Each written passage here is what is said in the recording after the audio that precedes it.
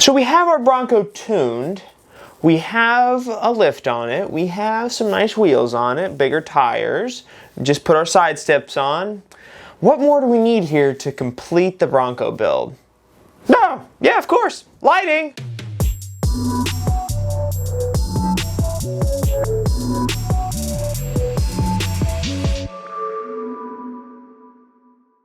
What's going on, Team Lethal fans? Joe with Lethal Performance here, and today I've got two product kits here from Rigid Industries that are specifically made for the Broncos. That means they got custom brackets in there and custom wiring to work with the Bronco perfectly, so we won't have any major issues on install. Everything is going to be essentially bolt-on and simple wiring. Overall, Rigid's made this as easy as possible as they could to get a bunch of lights on your truck. So without further ado, let me break down these boxes, show you what's going on inside with each kit, and get the show on the road. All right, so now that we got everything out here on the table, you can clearly see what Rigid throws in with these kits for the Bronco. To start, you have two sets of yellow tinted covers, and then you have two sets of the black covers that are simply there just to cover the lights so that you can legally drive down the road. Now you have your wiring harness here, which you can use, although there is another option here that we're going to be utilizing in our Bronco, which is simply going to be using the auxiliary switch panel that Ford implements from the factory if you choose the option. So we're going to be using that, but otherwise we may use some components off of that. We're just going to have to see here later in the install. Lastly, we have the brackets here that are custom made by Rigid that will work perfectly in the accessory panel slots that are provided on the A-pillar automatically from Ford. These lights are rated for right around 50,000 or more hours of lifetime. And of course, the kit comes with everything you'd possibly need to install this on the truck and overall get this puppy on the road and showing off your brand new Rigid lights. Now, let's move on to the light bar. So now that we've got everything out here from the kit here, you can basically see that there's not a whole lot going on here. It's basically just the bar itself, a couple mounts, a little bit more mounting hardware, a couple of the gaskets there that are going to help seal it to the roof itself, and of course these light bar covers here that are going to make a nice finish at the end of the day on the light bar itself. But overall, really not too much complication here. It's all super nice quality stuff, and like I said already, it's already powder coated and weather resistant, so at the end of the day I really expect this stuff to last on the truck itself. See, Rigid gives you quite a bit of wiring to do with as you want on the light bar itself already, so to be honest with you, I don't believe, because we're going to go off the harness in the truck, that we're going to use this harness here that comes from Rigid. Although you're always welcome to do so if you wanted to run the wires around and put a separate switch in the cabin. Let's just say theoretically if you already had those auxiliary switches already used up, or your Bronco doesn't come with them. Without further ado, let's go ahead and move on to the installation and get this puppy on the road. What's up, Team Lethal fans? Mustang King in the house with Average Joe. What's up, Joe? How you doing, man? Doing good, man. Doing All good right, so we're doing an install on our Bronco today, guys. We got some Rigid lights going on there. These are our 360 series LEDs, which are going to mount above the mirrors, and then we're also going to do their 40-inch light bar, which is going to mount on top. So let's go ahead. Let's do it step by step, Joe. So first things first here, we're going to go ahead and start with the A-pillar kit here. It comes with these brackets here, and the first thing that Rigid instructs us to do is take the lights out of the box and just install the brackets, the generic brackets that they supply with the lights, to the actual lights themselves, and then we're going to go ahead and install it on these brackets here before it goes on the truck. So Jared, what have we done so far on the truck to go ahead and start off?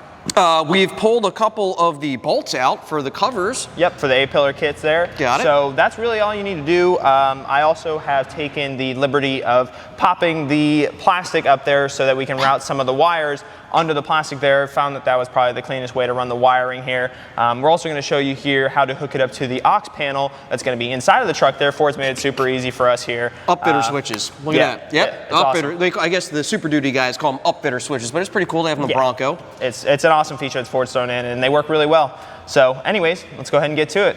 Woo!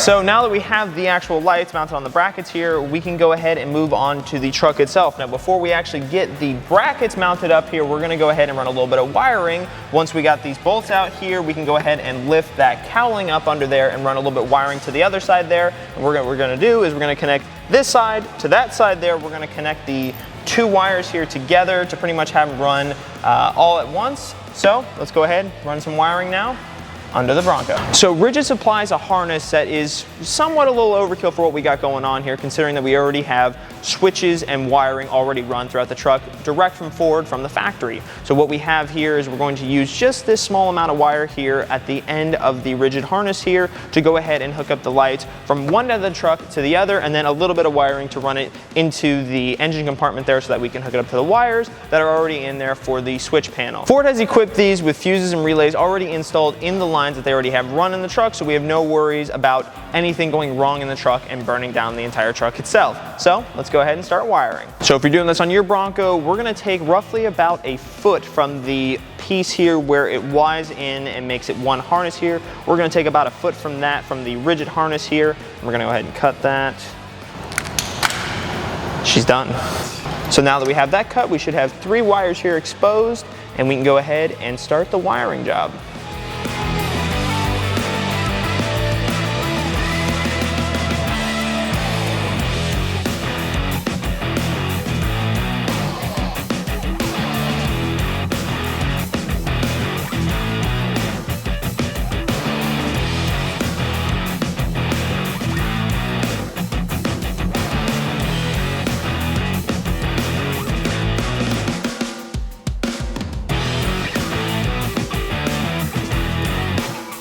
All right, so now that we have the lights all wired up, we're gonna go ahead and start to put in these 2 bolts here. We're just gonna go ahead and start them to begin with.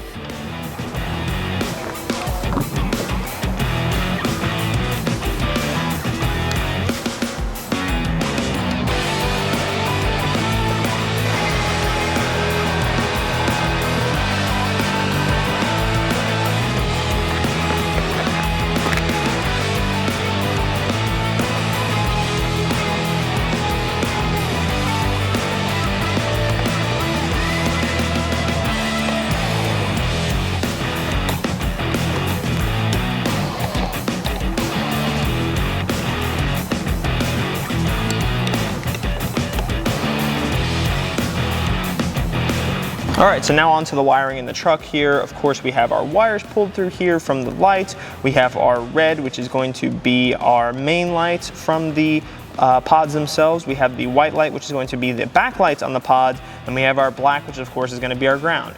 Now we have our wires here from the firewall here that go into the aux panel switches.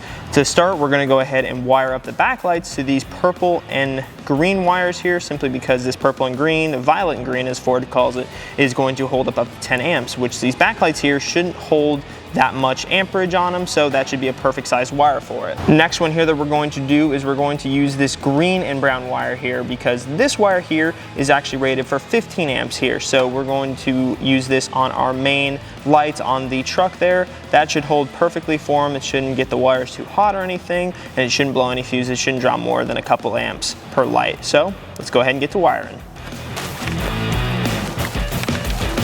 And then this ground here, we're just gonna go ahead and ground off to this point here on the truck.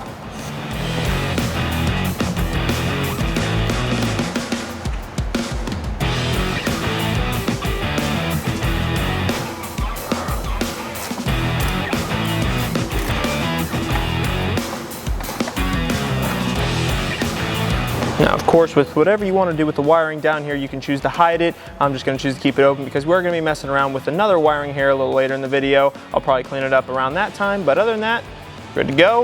Let's check to see if these wires work. Now, of course, you do have to turn your accessories on or turn the truck on. I'm just going to turn accessories on because it's going to be for a short time, but prepare for bright. Woo! Now, of course, I have the backlighting separate right now, so you should see an orange come on there, and then bam, you have your full lights there. And I have it set up right now for aux 2 and aux 3 for the backlighting. You can always, of course, if you wanted to, set it up to where both came on with aux 1 or aux 2. It's totally up to you, but I've wired it that way. Now let's go ahead and move on to something else. So the average Joe did a wonderful job installing the A-pillar lights. They look awesome. I can't wait to see them at night. And now it's time to install the SR Series 40-inch LED light bar with the spot flood combo. So Joe, let's get rolling. All right, let's go. So first things first here, we've already got part of the brackets up here, so we can go ahead and now mount the light up with the hardware given from Rigid. We can also run our wiring here. We're gonna have a little bit of a different way of running this wiring since we're gonna be using the in-cabin auxiliary harnesses, the auxiliary switches. So we're gonna go ahead and touch up on that, but let's go ahead and get this thing mounted first.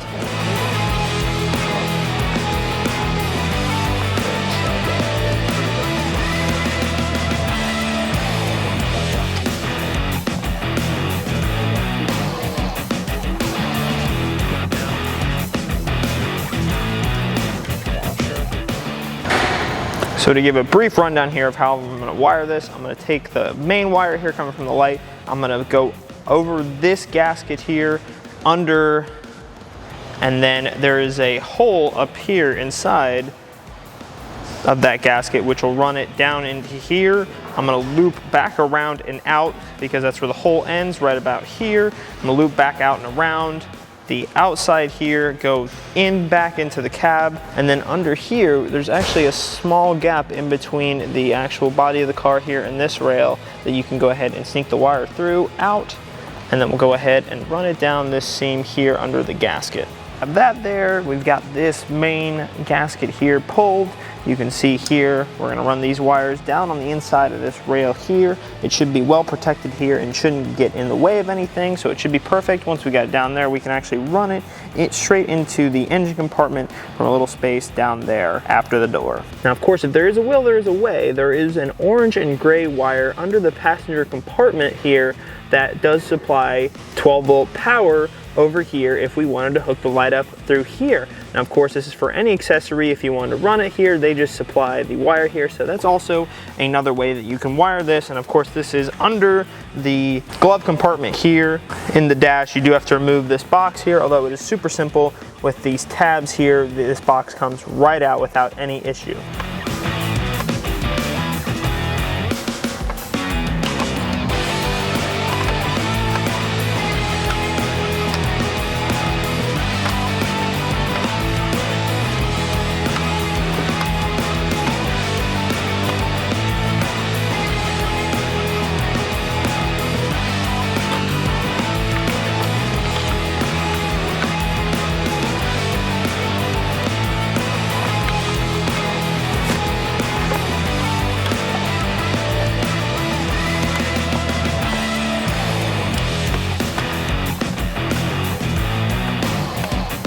All right, so now before we finish up putting the trim pieces back together, we're gonna wire it here to the Rigid wiring harness, and then we're gonna go ahead and finish hiding it up in here.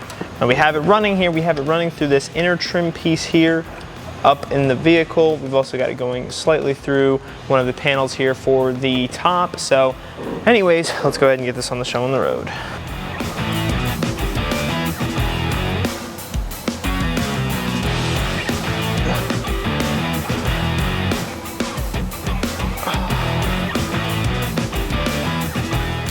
Now we can go ahead and shrink these with the heat gun to make sure that they're a little bit more waterproof.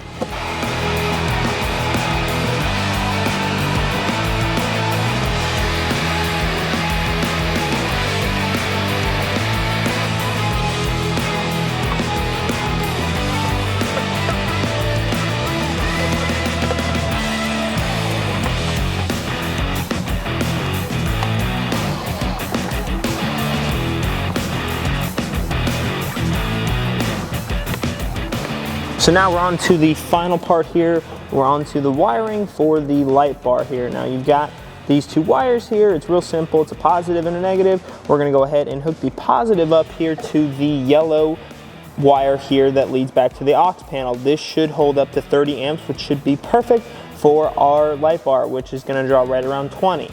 Our ground here, we can go ahead and hook up to the same spot that we hooked the ground up to on the first lights here, right here on the body of the truck. So let's go ahead and do that.